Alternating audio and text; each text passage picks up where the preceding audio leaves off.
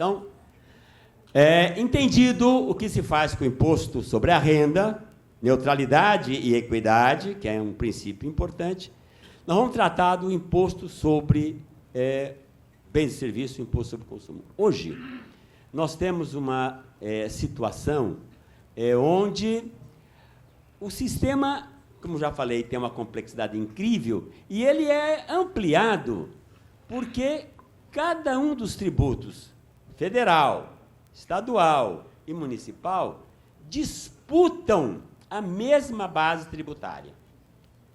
Então, por exemplo, ICMS, antigamente era só ICM, circulação de mercadoria. Depois botaram um Szinho ali, porque tinha umas coisas que não estavam na competência da lista de serviços dos municípios que tem o ISS.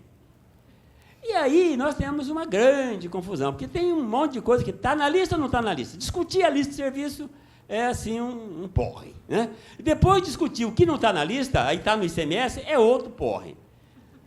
E aí o que acontece? Você vai na situação e diz, olha, isso aqui é ICMS, aí cobra ICMS. Aí vai o fiscal e fala, não, isso aqui é do ISS, cobra o ISS. E aí ele mete multa. E aí o contador corre atrás dos dois. Mas, pelo amor de Deus, como é que eu faço aqui? Então, toda vez que você tem uma fronteira na área de classificação, você tem um problema, você tem uma disputa, você tem um contencioso.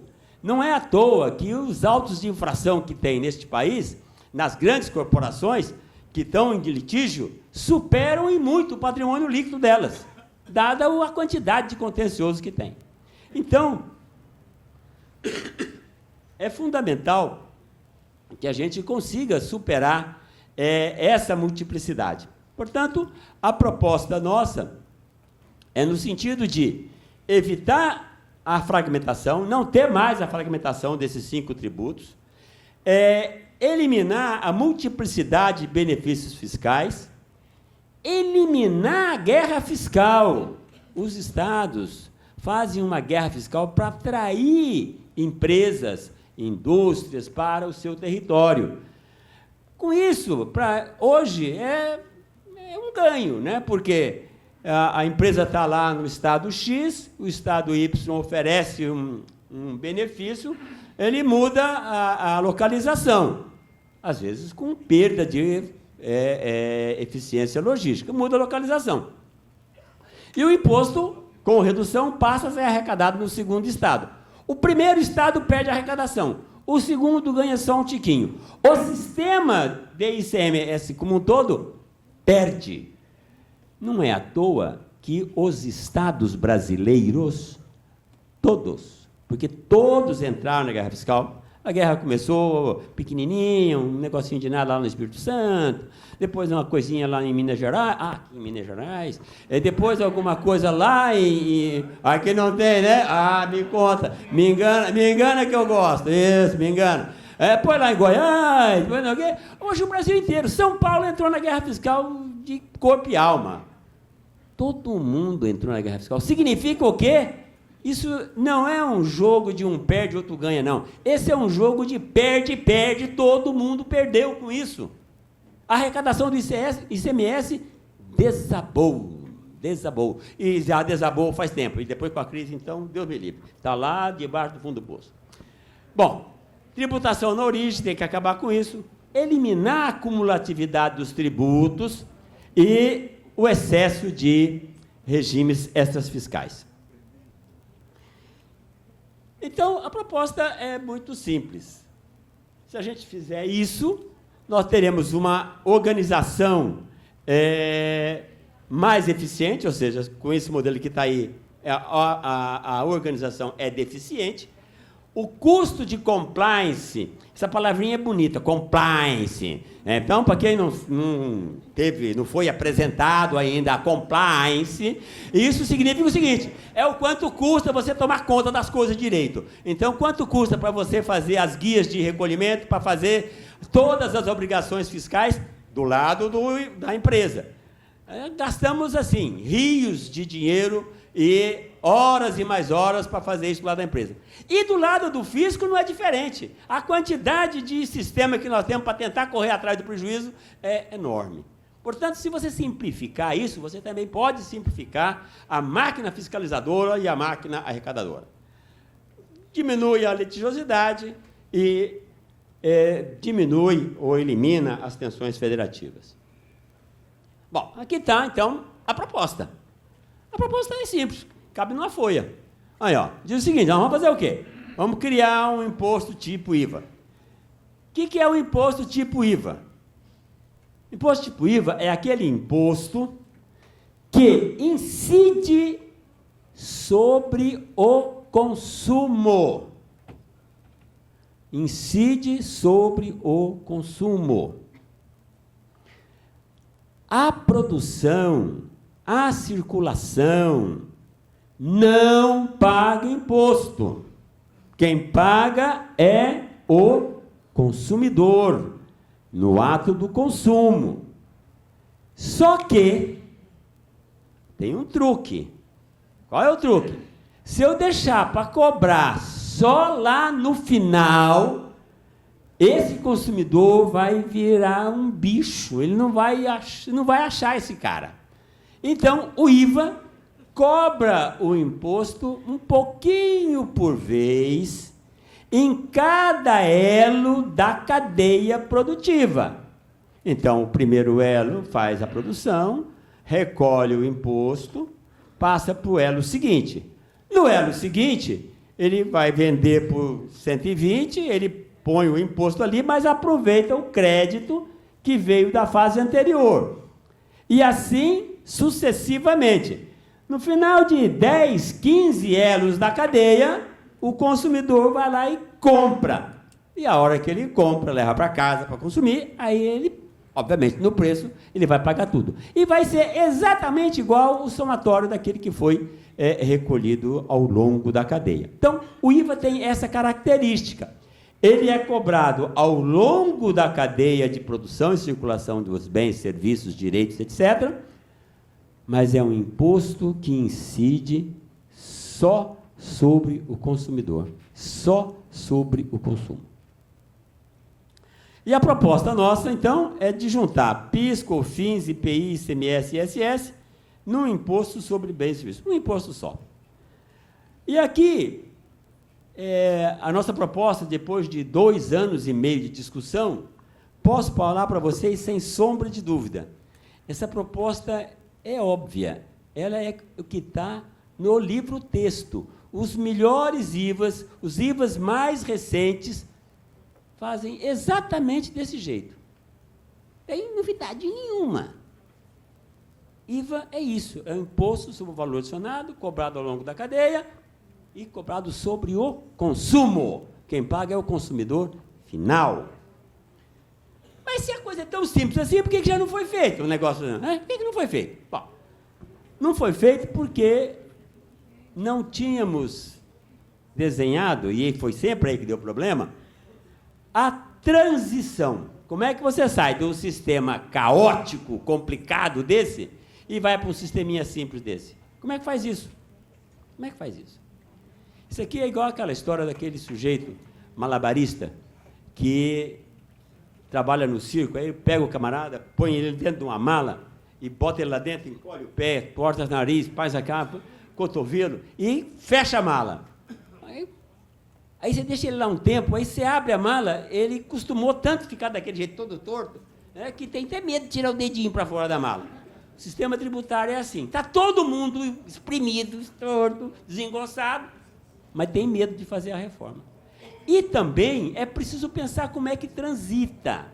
Aí a nossa proposta, e aqui está a novidade da proposta do CECIF, é que nós trabalhamos com a ideia de ter uma transição em 10 anos. Aliás, é uma transição em 10 anos para as empresas e a sociedade.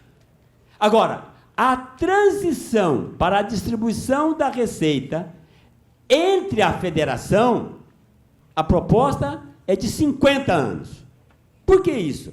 Porque todas as reformas que já tentaram ser feitas, desde que eu acompanho a partir da década de 90, a coisa dava tudo certo, todo mundo de acordo, chegava na hora e falava, bom, mas espera aí, tem estado que perde, tem estado que ganha. Quem é que paga a diferença?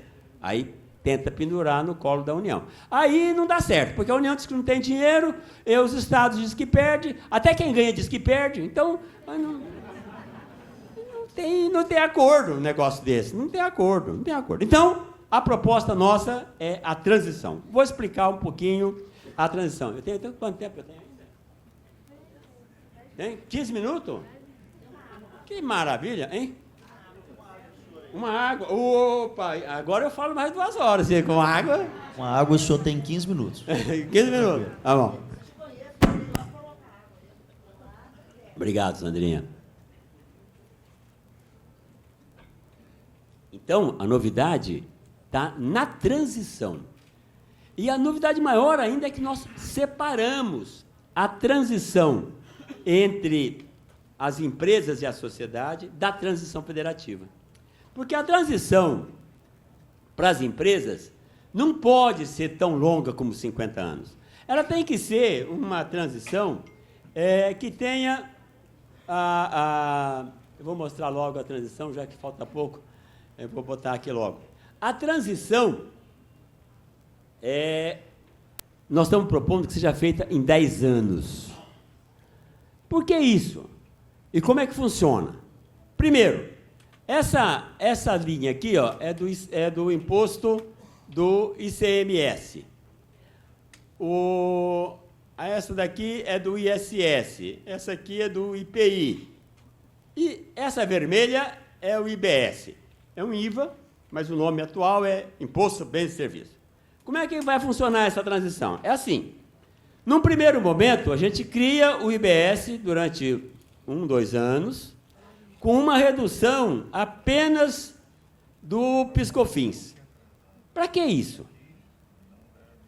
É para que haja clareza, transparência do potencial arrecadador do IBS. Eu tenho 1 ano funcionando, com uma alíquota baixinha, 1%, pequena, só para a gente compreender o tributo. Saber o seu potencial de arrecadação. A partir do 2º ano, o que vai acontecer? A gente vai reduzindo 1/8 das alíquotas de todos os tributos. 1/8 de tudo. Da alíquota, da redução de base de cálculo, tudo que tiver, qualquer relação com o recolhimento de imposto, reduz em 1/8. Como nós sabemos a produtividade desse imposto, eu sei que se eu abaixar 1/8 aqui, quanto que é a perda, porque eu conheço essa arrecadação. Portanto, eu sei quanto que tem que ser a alíquota do IBS. Aí eu subo a alíquota do IBS exatamente para compensar 1/8 da queda de arrecadação dos tributos velhos. E assim sucessivamente, até que no final do 8º ano da transição, ou seja, 10º ano desde que começou, o imposto IBS está no seu auge e os impostos velhos morrem. Acaba. Como diz o francês, c'est fini, não tem mais. E aí acaba a competição, a guerra fiscal, os incentivos, os contratos de gaveta, acaba tudo. Acaba tudo. Até o acordo que fizeram agora, prorrogando para mais 15 anos e tal, os benefícios inconstitucionais, que viraram constitucionais, né, porque aprovou-se a lei e o CONFAS aprovou e tal, desaparecem também.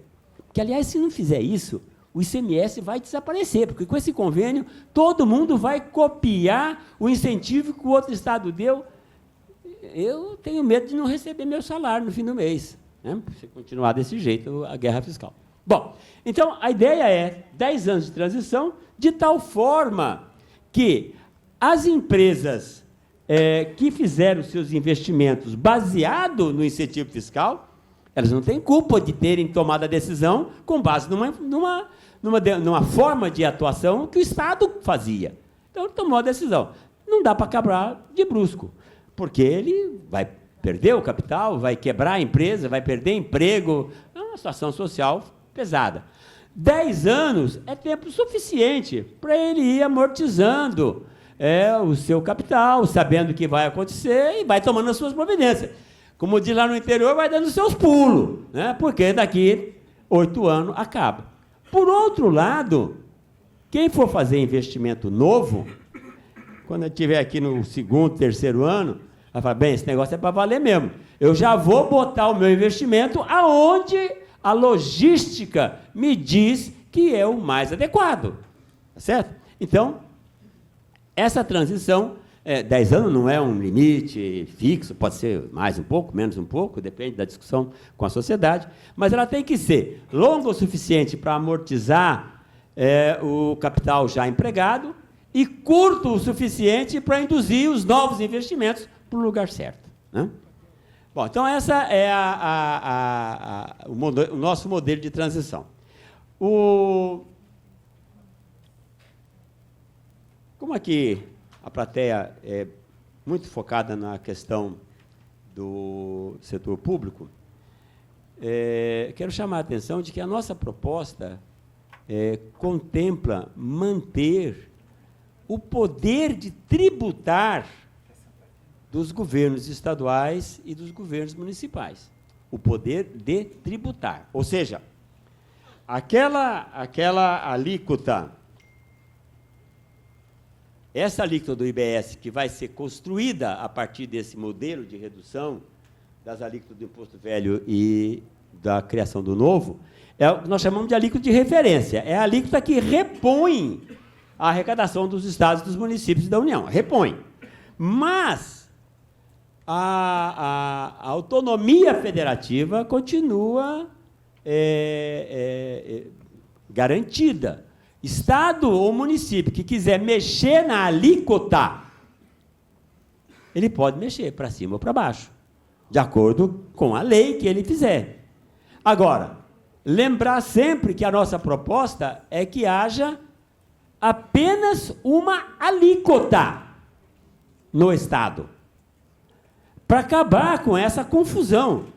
Energia elétrica, 30%, telefonia, 25%, cada estado é uma coisa, querosene de avião, não sei quantos por cento, aí o avião desce aqui e sai zeradinho, só o suficiente no cheiro para chegar lá em Goiânia para poder abastecer, porque é mais barato. Ou seja, não dá para fazer um negócio desse, né? Não dá para deixar um negócio desse. Então, a alíquota, ela tem que ser igual para todos os bens e serviços. Então, se o governador achar que está arrecadando demais, pode acontecer. Vocês estão rindo? Eu não entendo que vocês estão rindo. Eu não falei uma piada, eu estou falando sério. Vai que ele acha que já arrecadou demais. Ele pode baixar a alíquota. Mas ele pode baixar a alíquota de todo mundo. Não é só de alguns ali, um setor importante, setor estratégico. Esse imposto não é da empresa. Esse imposto não serve para induzir nada. Esse imposto é do consumidor. É ele com o cidadão consumidor. Está muito caro? Está muito caro. Baixa esse negócio. Opa, pode baixar para 24. Então, a nossa proposta garante o poder de tributar dos governantes. A gente não garante o poder de não tributar. Isso a gente não garante. Ele tem que tributar. Se ele quiser reduzir, pode reduzir. Para todo mundo. Se ele achar que, não, eu quero aumentar a arrecadação porque eu quero gastar mais com isso, com aquilo. Ótimo. Combine com a sua população, manda um projeto de lei, os deputados aprovam, aumentam 1%. Mas na lei, 2, 5, 10, quanto ele quiser. E quanto o povo quiser. Porque aí nós estamos empoderando o cidadão. Ele vai saber exatamente quanto que é a alíquota naquele estado. E vai saber, Minas aqui é 22, por que São Paulo é 18? O que eles têm lá de mais bonito? Né? Lá tem menos isso, tem menos custo. Tá bom, então vamos reduzir o custo. Vamos mexer na qualidade do gasto. E assim por diante. Então, a ideia é que a gente tenha uma única alíquota. E a alíquota será fixada pelos governantes, sempre olhando para aquela alíquota de referência.